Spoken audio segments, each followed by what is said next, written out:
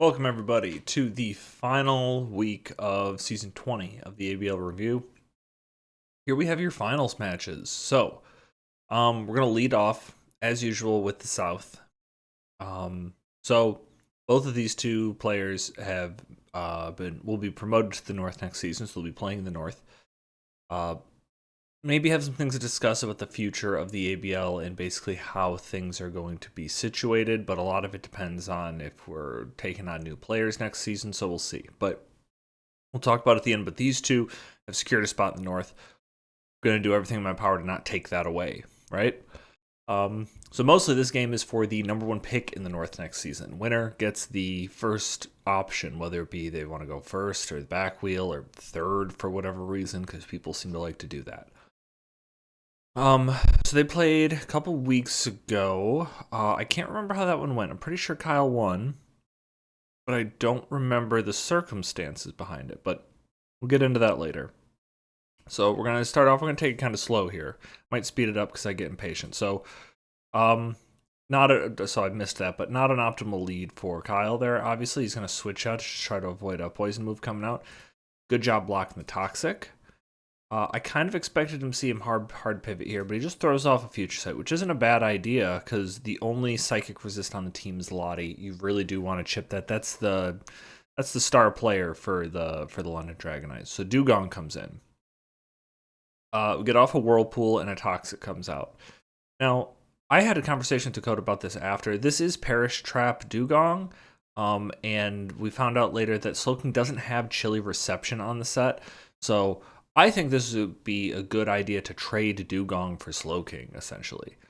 Because we'll once we finish the interaction here, we can kind of see how things go. But so Dakota's going to throw up a Protect here, blocking the Sludge Bomb, but also he ends up taking the Future Sight anyways. Sludge Bomb wouldn't have done much. I'm guessing like probably maybe 30%, but also this is Terra Ghost Dugong, so he could have also turned Ghost and taken less damage from the Sludge Bomb. And he could have Perish Songed there. I just want to see how this plays out, because I don't necessarily know that what I'm suggesting is the right way, because he could have just stayed in there and gone for Surf or whatever. Like, the Slowking couldn't leave. Like, I honestly think Kyle probably should have been switching the Slowking out and getting Regenerator. It's good versus the rest of this team. Lottie comes out on a Sludge Bomb, takes some damage there, and the Future Sight attack. So this is kind of the situation that Kyle was hoping for early on when he threw up that Future Sight, to draw in the Lottie to take it, and just fire off a Sludge Bomb and get over 50% off. Like, that's good damage. But he also got 27% on the Wheezing, and 45% off on the Dugong for this. So I think good use of the Slowking there. And the Psyshock's going to take out the Slowking, but Kyle is making a pretty big supposition here that this is in fact like choice. I guess he's not making a supposition, because it's not faster. So he's just going to go in and try to KO the Lottie, even if this isn't, like, regardless of choice items. He knows he can knock off this Arcanine's heavy duty boots, and we don't see it. We see a hard switch out there, which could indicate choice. But we're not really sure. Also, did we see Knockoff? Knockoff didn't Protean, so he's Overgrow on Meowscarada. We'll keep that in mind. This -1 Arcanine is still going to deal out a pretty good amount of damage with that Flare Blitz. Then hard switch into Zapdos as the rocks go up. Good turn for Kyle right there. Even better turn, the Smackdown. He takes the Heat Wave. Unfortunate crit, but avoids the burn, so he is able to pick up the KO on Zapdos. Now, those rocks being up are bad news because Arcanine doesn't have boots. We see that this Cleavor also doesn't have boots. The Dugong has leftovers, so that's no boots. So he's got 4 Pokemon who are going to be taking 25% from rocks damage. And then the 2 other Pokemon that are already pretty chipped. So Kyle's looking really good right now. Cleavor is going to put up rocks of his own with the Stone Axe. Do negligible damage to our Chaladon, plus the stamina boost. He's going to be able to stay in here all day. Dugong's going to come in and get Dragon-tailed right out. No chance for Dugong to trap this Archaladon. And After the after the Dragon Tail and the Archaludon, we have see the Cleavor come in, take more damage, not the optimal matchup. He's just going to sack Dugong so that way he can get a clean switch into something that can potentially take on this Archaludon. But like if you look at the team makeup, there's nothing that he brought. I'm going to pull up his team on the side here. Just because maybe I'm underestimating, because I kind of talked to him about his team ahead of time in draft. Like, yeah, like I think Decidueye would have been a nice bring. Like Quagsire probably would have been solid. Just I mean, Earth Power wouldn't have done much, but at least you can avoid the. I'm looking at Dakota C now. He doesn't have a ton of especially offensive options outside of Lottie, and I mean Lottie with like Draco Meteor or Aurisphere probably does a pretty good amount to Archaludon, but he is quickly losing options to deal with his Archaludon. So he brings in Arcanine, another set of rocks damage here. He's going to be able to clean up the Lando on this, I believe. Oh, close combat. But this Arcanine has to stay here now. He can't switch out, and he's definitely going to go down to that knockoff because we saw him take that much earlier. Cleaver is going to come out kind of telegraphing that it might be Scarf, but that doesn't matter because this Meowscarada is actually packing Sucker Punch. Surprising there. Poltergeist is going to come out on the Weezing, and that's pretty much all she wrote, because this is going to be a perfect opportunity for Poltergeist to... Probably could have just Shell Smash there. I don't think the Will-O-Wisp wasn't really necessary, but it also doesn't really matter that he took that extra turn, because he's going to Shell Smash. This Weezing's not going to be able to KO it with a Sludge Wave, even at -1. And yeah, that's it, folks. Shadow Ball is going to be able to clean this up and also outspeed the Lottie and KO that. So well done, Kyle. Really very good game for him. Really dominant win. Wasn't really in any danger throughout any part of this. Good season for Dakota. After going winless last season, I guess Kyle also went winless last season because he didn't play, right? Actually, no, Kyle did play. He didn't play 2 seasons ago. My bad. So Kyle narrowly missed the playoffs last season. Dakota, or not missed the playoffs, missed promotion last season, excuse me.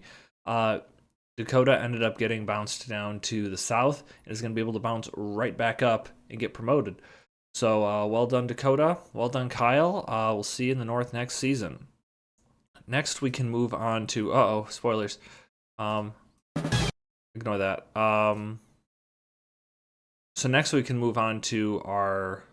It's gonna play music when I do this, isn't it? There, okay. Next, we'll move on to the ABL North Finals. This is for the ABL Championship. So Brett and I have, I think, combined the most championships in the ABL. I believe Brett has 4, and I have 7. I don't think anybody... I know, Zach won the 3 in a row, but he hadn't gotten a 4th championship. I'm right, right? Let me look at his logo. Brett updates his own logo regularly. Yeah, he's got 4 stars in there. So 4 championships versus 7 championships. I haven't played Brett in the finals since season 11. Now, I'm going to go ahead and plug this. I'm going to be putting up some videos... Probably following this one. I'll probably do them like Thursday and Friday of my team building process and a live commentary of my battle. So if you want more in-depth thoughts, I'll put them there. But I'm just going to kind of go through this battle. So we got the Mabosstiff lead versus the Thundurus. I led Mabosstiff just because I really wanted it to do work. It had decent matchups versus everything but the Quaquaval, and honestly this. I considered just leading with Donphan, which was Rindo Berry, just to kind of be able to deal with this Landorus. But I burned the Terrassalization right away, eat up that discharge, and do pretty good, good damage. That's good damage. I knew I couldn't KO, and then this turn really bummed me out because I really did want a hard switch into Ceruledge to take the Grass Knot that I knew was incoming, but I psyched myself into thinking he was choiced. So I just decided to stay in and fainted. Although based on my calcs, I did confirm that this was modest. Not that there's any way for me to take advantage of that with the team that I have, but good to know for when I'm calcing. Easy flip turn here. Would have KO'd Thundurus, gains momentum, gets the information that this is largely Spadef. on Galarian Slowking, so I'm going to be able to at least scare him out. Goes into Quaquaval to be able to take whatever, but I'm going to knock off its leftovers. I didn't learn exactly its defensive investment because based on my calcs, that also could have just been like that knockoff that I did was in range for it to just be regular offense. But he's gonna knock off into flip turn, do pretty good damage to Skarmory, but I am gonna manage to get up a spike here. Just try to pressure his switches a little bit. There's the future sight that gave me so much trouble last time. I'm gonna have to try to deal with this this Galarian Slowking. I'm just gonna try to chip it down, try to keep it low, bring in Skarmory on the incoming future sight and the Sludge Bomb there. Now, based on this turn, so I'm kind of low. I'm worried that this thing might have Flamethrower. I'm going to hard switch into Donphan, knowing that if he does go for Flamethrower, I'll be able to take it and at least threaten him. And then he went for a future sight on that turn. So I figured, based on that, like, oh, he must not be able to touch my Skarmory. He must have Slack Off and Chilly Receptions, or maybe Toxic and Chilly Receptions as his last two moves. So I know that Skarmory will be able to roost up against this. We don't see it in this battle, but he actually does have Flamethrower. So bad supposition on my part. So now we get to this turn here. I don't remember what I go for. I think I just go for I might go for another knockoff. Maybe an Earthquake. Oh no, I go for Ice Spinner because I figured I showed knockoff last time. He might just sack the Thundurus, or like Earthquake's the obvious play there. He might either sack the Thundurus or go into Meowscarada. I'm going to go for Ice Spinner, try to hit those two things as hard as I can so he doesn't get a free switch in if it's Thundurus. So go for the Ice Spinner, does negligible damage. And I decided to go for the knockoff here. I really debated whether or not I wanted to try to get in Skarmory on this turn and roost up, but also I knew that he wasn't going to let me roost up with Skarmory. He was just going to go ahead and Earthquake against Skarmory, try to wear me down. So I figured good use of my time would be to get rid of this Eviolite. I kind of regretted that once I saw this Icicle Spear come out. And I took the Future Sight attack, which, again, I forgot about. Because if he got one, that's bad luck for him to only get 2 Icicle Spears, because you can see here, he goes for the Stealth Rock here, very smart, because if I stayed in and attacked him and he went for Stealth Rocks, then he could follow up with an Ice Spear next turn, ensure that his rocks stay up because my spinner's gone. I'm just going to take the opportunity. I don't want to get Ice. He's either going for Icicle Spear or rocks there, right? So I definitely don't want to stay in and just try to get damage. This is a good opportunity for me to get this in. And I'm just going to go ahead and fire off a Surf, just do as much damage to whatever I can coming in. Pretty good damage considering the fact that this is like Spadef Slowking, right? Plus with the spikes, I do a pretty good amount of damage. I really considered surfing there again. I didn't, but this is when I felt really comfortable to go ahead and go into Skarmory. He's going to scare me out with Thundurus. Raging Bolt is my check for this. Have to do it. Not going to get paralyzed there, which is really good, because I didn't want to, like, nothing else really could take that, because I need to find an opportunity to get Donphan in to clear these rocks. I feel like that's really important, because I'm going to have to switch a lot if I'm going to get back into this battle, because I'm behind right now. This was a pretty big turn right here. I really didn't think he was going to stay in, because I don't, like, maybe he had Psychic as another move. That's the only one that would really make sense as his final move, so I figured he's going to switch out, whether that be Volt Switch or U-turn or what. I figure he's not staying in, and I really need to make big plays. I need to get rid of these hazards. So he's going to U-turn out as I Volt Switch out. He goes perfectly into Galarian Slowking. Awesome for me, because I'm going to be able to bring in Donphan, live the rocks just barely, and this is a great opportunity to spin and get rid of these forever. So he's gonna, and I still got to chip him a little bit with the spikes there. That's very important later. He's gonna pick me off with the shard. That's fine. I just need to verify and guarantee that, not verify, I need to try to guarantee he's not going to put up rocks again. My initial calcs on this, I didn't start calculating this until very late in the game. This was a roll for me to KO. I was hoping he was just going to switch here, but he didn't, or maybe just go for, he could have gone for rocks on that turn. I would have been happy as well. But I'm just going to go for the Bitter Blade. I think that's a roll. Brett can confirm, but I do think, based on my calcs, that was probably a roll. And I lucked out. That's a big roll for me to get because it kind of changed the rest of the game. I'm almost back at full with my Bitterblade recovery, and I know he's probably just going to try to take this opportunity. Yeah, Aqua Step made sense because it would have KO'd me, and he would have been able to spin on anything else. And then he's going to rapid spin here, but that's going to reveal that I'm scarfed, and now he knows he's faster than me. This was the pivotal point in the match. Still behind. I still really need to try to make plays to get back into this. He knows I'm locked into Secret Sword, and he has a really good switch into Galarian Slowking with the Secret Sword. I think he's just going to flip turn out. And so I am going to make him pop my weak armor on Ceruledge. This is a really risky play because he took a long time to go to Meowscarada here. So I thought if he's got Sucker Punch, he's going to go hard into Meowscarada, and I'm going to have to play substitute Sucker Punch mind games, right? But he didn't go hard into Meowscarada. He waited a long time to make this play.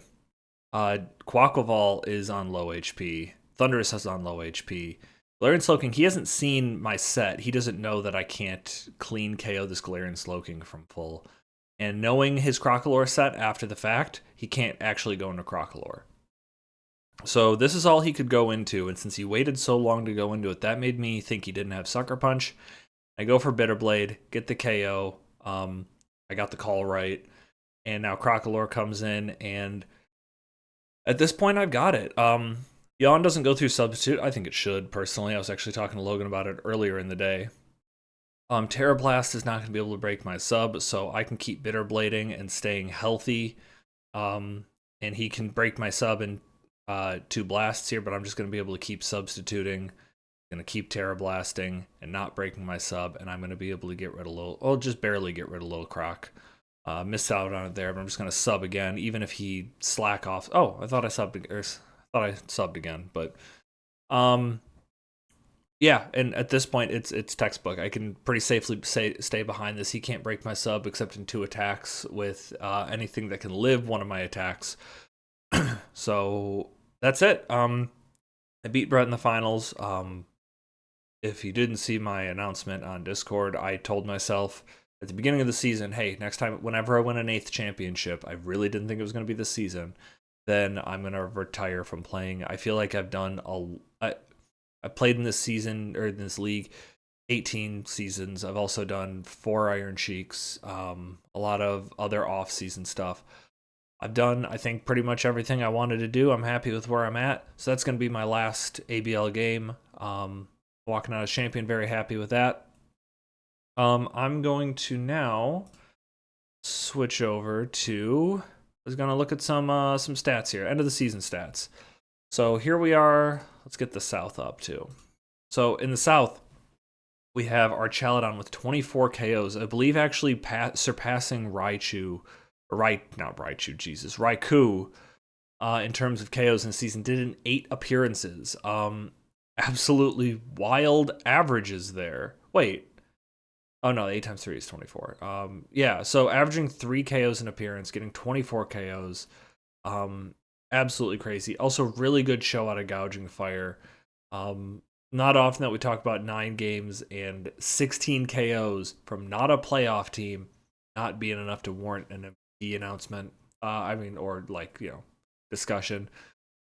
Latios also had a great season. Hisuian Zoroark started out super strong, kind of faltered down the stretch, but we also see we see a lot of really good Mandibuzz farmed KOs in 1 game. That's why it makes it up into the top here. Death Leaders, Galarian Weezing being an absolute Galarian Weezing and Zapdos being defensive workhorses for London, helping them get to the finals. Darkrai not having a good showing. People didn't know what Darkrai was going to be doing coming into it. Didn't appear to do too well. Most attacks dealt. Our Chaladon has most attacks dealt and most hits taken. Spent a lot of time on the field. Really befuddled teams of how to deal with it. But also look at this offense coming out of Detroit. Cinderace 34 attacks. Zoroark 29 attacks. Grafaiai 27 attacks. These guys just leading the charge for their team. Just spent a lot of time dealing attacks from Detroit. Gouging Fire also making it into top 5 on most hits taken and most attacks dealt. Very impressive. Is this framed up right? It's not. Oh, fuck, I did all that and it wasn't even framed up right. What? There's all the things I was talking about. Chalodon 24, Gouging Fire 16, Lottie, there we go. Jesus. Can't believe that. I mean, you can believe that. I've been doing that all season. Well, let's hop over to the north. So, Masquerada, didn't do quite. Yeah, so still, I feel like it did pretty well here in the south. Made it to the finals, got 9 KOs and 8 appearances. Really did a lot for its team over here. 18 KOs and 10 appearances. Landorus also no slouch, 15 KOs and 7 appearances. Ceruledge got 6 KOs in the championship game, so it didn't even crack the top 30 before the final game of the season. It really slingshotted up there. I remember looking at the stats and like, oh my god, I have 0 Pokemon with double-digit KOs.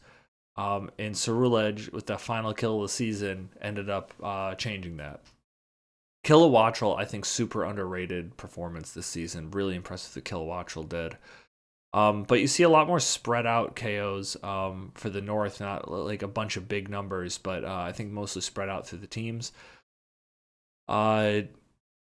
Season faint leaders, nothing hit double digits. Only a couple things fainted in every game they came to. Interesting that it's a lot of, like, we got Ogerpon and Arcanine, both the dual fire types, and then Regice fainting in every game it came to, Smeargle also, and Torkoal. So it seems like if you're really weak to rocks, that might be a problem.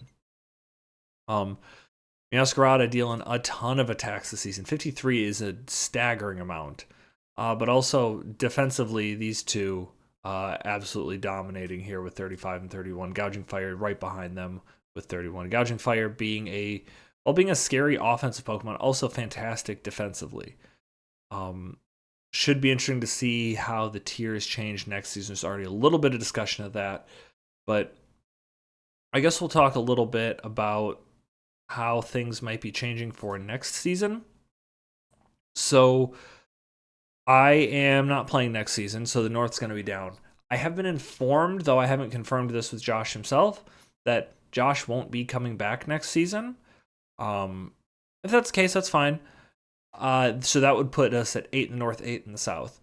I think what we're going to do going forward is, if there is, let's say we get 2 new people, actually any amount of new people. If we get any new people who come in who haven't played in the past, like if we get a returning team, that's different. But if we have anybody who hasn't played in the past, they're going to go to the South. North will be 8 teams. South will be everybody else. We can still promote accordingly. Let's say we have like 8 in the North, 10 in the South. Then we'll promote 3 teams next year and only relegate 2. That way we'll end up having 9 and 9. So we'll sort that out when we get to it. I don't know when the next season is going to be because we're still waiting to see how the doubles off-season event goes. Check in with our president of doubles Pokemon, Zach, for that. If you have any other questions about the rest of the off-season, let me know. I love answering stuff like that. Thank you all for such a great season. I'm happy to wrap up our 20th season of the ABL. Amazing we've made it this far. But I just want to thank everyone again. Thank you all for listening. See you next time. Goodbye.